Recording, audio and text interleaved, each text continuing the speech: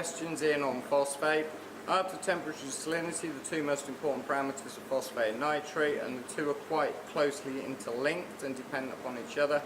So also make sure you watch our other video on nitrate, because a lot of the things we say in this video rely on knowing what's in the other one.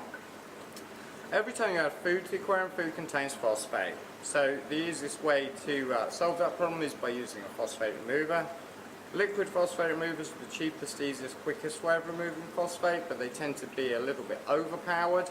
They're great if you've got a lot of phosphate, like if you're curing dead rock or you're curing live rock and you're getting the phosphates out of that. But using it in a fully functioning reef aquarium can be a little bit hit and miss, because it's very easy to crash your phosphate down to zero, which can cause you other problems. Of the solid phosphate removers, there's two types. There's the iron-based phosphate removers, which will be a reddish-brown powder. They will bring your phosphate down to 0.02 if used correctly in a reactor.